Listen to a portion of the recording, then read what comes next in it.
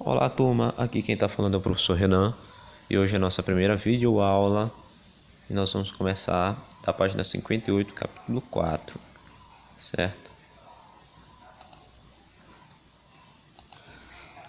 Nesse slide aqui nós temos o corpo humano dividido em níveis, né? Níveis de acordo com a complexidade.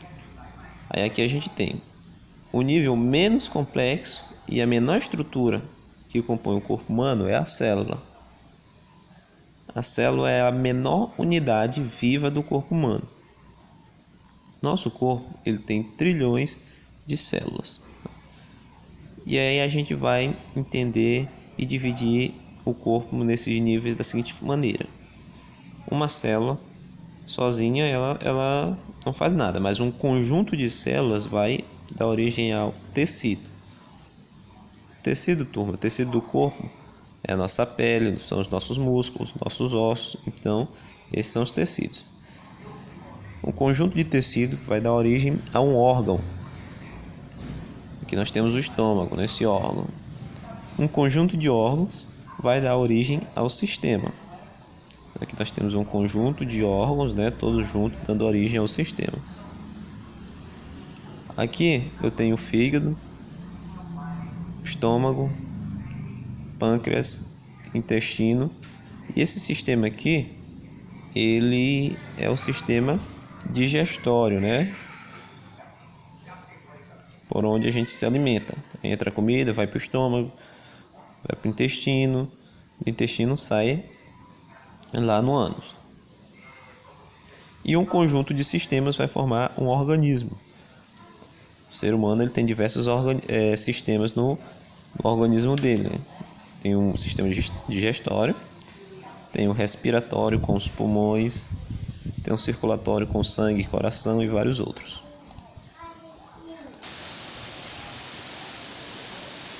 Nesse slide, turma, nós temos a representação de duas células, a célula animal e a célula vegetal, né? No slide anterior, eu disse que um conjunto de células ela forma um tecido. E aqui nós vamos ter aqui essa célula que é a célula animal e a célula vegetal. Elas são um pouquinho diferentes, né? A célula animal é mais arredondadinha e a célula vegetal é como se fosse dentro de uma caixinha. Esses dois tipos de célula aqui, eles são chamadas de células eucarióticas. A gente vai estudar mais na frente o que é célula eucariótica. E nas próximas videoaulas a gente vai estudar a fundo todos os detalhes de cada célula, né? Que são essas estruturazinhas pequenas que tem aqui dentro da célula.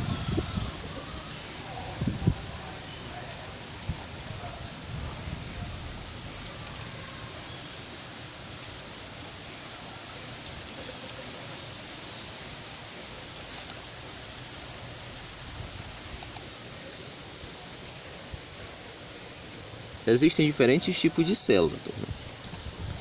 Para cada tipo de tecido do corpo vai ter uma célula diferenciada, né? Por exemplo, vai ter uma célula do sangue, célula dos músculos, dos ossos, pele, cabelo e das outras partes do nosso corpo.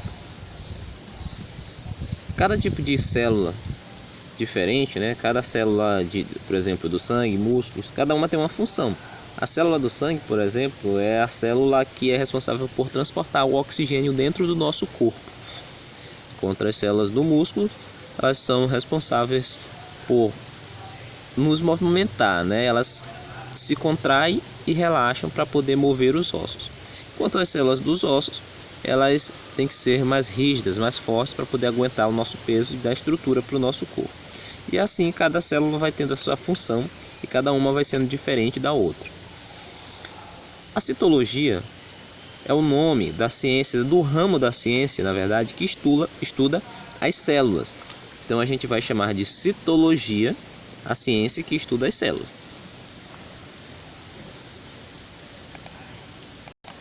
Nessa imagem aqui nós temos dois tipos de células diferentes. Temos essa primeira imagem, são as células do sangue. O nome das células do sangue é hemácia, né? O nome dessas células aqui. Cada bolinha vermelha dessa é uma hemácia. E elas estão lá dentro da nossa corrente sanguínea e elas transportam o oxigênio para as nossas outras células, as outras células do nosso corpo, né? Todas as células elas precisam respirar, por isso que a gente respira, para poder pegar o oxigênio do ambiente e mandar para dentro das nossas células para que elas possam produzir energia. E aqui nessa segunda quadro eu tenho um neurônio. Neurônio é a célula do meu sistema nervoso. Ela está no meu cérebro, nos meus nervos, e ela serve para transmitir informações, sensações, né? Se você coloca a mão no fogo, você sente o calor, vai queimar o dedo, o seu cérebro ele só recebe essa informação porque ela chega através dos neurônios. Eles levam a informação para o cérebro, né? Então essas aqui são as células do nosso sistema nervoso. E tem várias outras células também. Nesse slide aqui, eu queria falar em especial desse tipo de célula, que é a célula tronco. Vocês sabem que para nascer um bebezinho, o ser humano, o pai e a mãe, eles têm que se reproduzir. O ser humano, o pai, ele vai participar da reprodução com uma célula reprodutiva chamada espermatozoide. E a mãe com a célula chamada óvulo. As duas células vão se juntar e vão formar essa célulazinha aqui, ó, essa estrutura chamada zigoto. O zigoto ele vai se multiplicar e vai se transformar no embrião, que é o bebezinho propriamente dito. Então todo mundo na vida no início da sua vida foi um zigoto. Aqui não existe célula de osso, não existe célula de músculo, nem sanguínea, apenas um tipo de célula que tem aqui, né? E essas células elas são chamadas de células tronco. São as células do início da nossa vida e que elas têm a capacidade de se transformar em qualquer outra. Ela pode se transformar em célula do osso, né? Claro que quando a gente vai se transformar no embrião, nosso corpo vai começar a crescer, o esqueleto aqui, e todos os órgãos vão começar a crescer dentro do feto, né, do embrião. Isso acontece porque as células tronco vão se transformando, vão se diferenciando em cada tipo de célula, de cada tipo de órgão. Depois que nós estamos adultos, já com nossos tecidos formados, né, essas células aqui elas não conseguem mais se modificar. Depois que o osso já está formado, essa célula do osso ela não pode se transformar em célula de músculo, nem pode se transformar em célula sanguínea. Cada um vai ter a sua na sua área. Então a célula tronco é a única que pode se transformar em todas, ok? A ciência vem estudando muito as células tronco para poder desenvolver cura para muitas doenças que até hoje ainda não tem cura. Um exemplo é pessoas que são tetraplégicos ou paraplégicos. São aquelas pessoas que têm algum problema na sua coluna vertebral e não conseguem mais andar, perdem o movimento das pernas, né? Ficam usando cadeira de rodas. Essas pessoas elas só perdem o movimento de alguma parte do corpo quando a coluna da pessoa é cheia de nervos, cheia de células nervosas, né? Nosso cérebro manda informação para as nossas pernas, para elas se moverem e a gente anda. E essa informação ela vai através dos nervos pela coluna, por dentro da coluna. Se a gente quebra a nossa coluna, vai danificar os nervos e a informação não vai conseguir chegar às pernas. Por isso a pessoa não consegue mais andar. As pernas estão em perfeito estado, né? Saudáveis, mas a coluna, por onde é transmitida a informação, o comando de andar está danificado e a pessoa não consegue andar, fica com essa deficiência. Essas células elas são sensíveis, elas não conseguem, algumas vezes elas conseguem se regenerar, né, se curar e a pessoa volta a andar. Outras vezes o dano, né, é tão grande que não conseguem se curar, elas não conseguem se regenerar e formar as ligações que existiam antes. Então a pessoa vai ficar paraplégica aí para o resto da vida. E a ciência ela vem estudando essas células para que consiga regenerar células danificadas do corpo de uma pessoa adulta. Então, se eu pegar células tronco e colocar lá na lesão dessa pessoa, essas células troncos elas vão se transformar na célula do tecido lesionado, recuperando esse tecido, e aí a pessoa voltaria a andar. Então, as células tronco elas estão sendo estudadas nesse sentido, né, de serem colocadas no local de lesões para poder elas curarem essas lesões. Só que elas são tiradas, né, as melhores células tronco, elas são tiradas dos embriões. E aí, se você for tirar células de um embrião, esse embrião vai morrer. Por isso, essa parte da ciência, né, esse estudo, ele é cheio de polêmicas quanto à questão da ética moral do ser humano, né, de estar tirando células de um embrião, podendo causar, assim, a morte desse embrião. Mas a ciência vem estudando. Aos poucos, eles usam hoje o cordão umbilical. O bebê nasceu, né, tira aquele cordãozinho, ainda tem um restinho de células tronco lá. São células tronco mais fracas, mas eles estão estudando através desse método para poder não danificar o embrião. Tudo que a citologia estudou até hoje sobre as células só foi possível depois da invenção desse aparelho, o microscópio. Depois que ele foi inventado, o microscópio, a gente conseguiu ver um mundo minúsculo, né? E identificou várias estruturas pequenas, inclusive as células, e assim elas foram estudadas mais a fundo para a gente compreender o mundo que a gente vive hoje. E falando em microscópio, esse microscópio aqui da imagem, ele já é um pouco avançado, não é o primeiro microscópio que surgiu, não foi assim desse jeito que é. Esse aqui já é um microscópio moderno. Mas existem dois tipos de objetos, turma. Os objetos microscópicos, que são os pequenininhos que a gente não consegue enxergar sem o auxílio do microscópio, né, de qualquer instrumento que amplie a imagem, como uma lupa, uma lente de aumento. Então são objetos microscópicos. E tem os objetos macroscópicos, que são os objetos que a gente pode ver a olho nu. Professor, o que é olho nu? Olho nu é aquele olho que não tem nenhum instrumento, né, sobre ele. Então a gente chama de olho nu. A gente usa essa expressão, olho nu, para dizer que a gente está enxergando apenas com o nosso olho.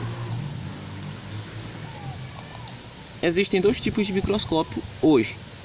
Temos o microscópio óptico, ele usa lentes, né, aqui em cima e lentes aqui embaixo. E ele usa um feixe de luz. Daqui de baixo, bem aqui embaixo, tem uma luz bem forte. E aí nós vamos colocar o que a gente quer observar, o material, a célula, aqui, ó, na placa. Chama essa placa aqui, ó, tem uma plaquinha de vidro que a gente coloca ele aqui, e a luz atravessa a placa. Quando a luz atravessa a placa, o material que a gente quer analisar fica bem iluminado, então tem como a gente enxergar bem através das lentes, né? E a pessoa coloca os seus dois olhinhos aqui e vai enxergar o objeto microscópio aqui na plaquinha de vidro. Esses microscópios, que foram os primeiros, né, foram os ópticos, eles são muito importantes, mas eles aumentam, os melhores desse tipo, eles aumentam em até 1.500 vezes a imagem de um objeto. E a gente calcula a potência do microscópio multiplicando a capacidade da lente de cima vezes a lente de baixo aqui, ó. A lente de cima, que fica nos olhos, é chamada de ocular, lente ocular. É só lembrar dos óculos, turma. A gente coloca os óculos nos olhos, então a lente que coloca nos olhos aqui no microscópio é a ocular. E aqui embaixo nós temos a lente que fica em cima do objeto, a lente objetiva. Para eu descobrir a capacidade de ampliação desse microscópio, é só eu multiplicar 5 vezes 10 dá 50. Então esse microscópio ele consegue ampliar a imagem até 50 vezes o tamanho real. E aqui nós temos o microscópio eletrônico. Ele foi inventado depois, tá? E ele funciona da seguinte forma. Esse microscópio ele lança um feixe de elétrons através do material que a gente quer analisar. Coloca o material na placa, ele vai lançar esse feixe de elétrons, que pode atravessar o material ou só ficar em cima da superfície do material. E aí esse feixe de elétrons, esse microscópio, ele reproduz a imagem nesse visorzinho aqui, ó. Tá? Ele é bem mais moderno, não precisa colocar o olho aqui que nem no microscópio óptico. Por isso aqui que ele é óptico, né? Tem que colocar o olhão lá em cima. Aqui é eletrônico, são os elétrons. Tem dois tipos de microscópios eletrônicos, de transmissão e o de varredura. Esse de transmissão, o elétron atravessa o material analisado e a gente consegue enxergar dentro do material o que tem dentro do material que a gente está analisando. E o de varredura só fica na superfície do material, a gente só olha por cima do material. Mas o interessante desse tipo de microscópio é que ele aumenta muito mais do que o óptico. 100 mil vezes até, os mais avançados vão aumentar a imagem dos objetos. Turma, eu vou dividir a aula em duas partes, então a gente vai dar uma paradinha aqui e na próxima parte do vídeo a gente vai falar sobre a evolução da microscopia, ok? Até lá!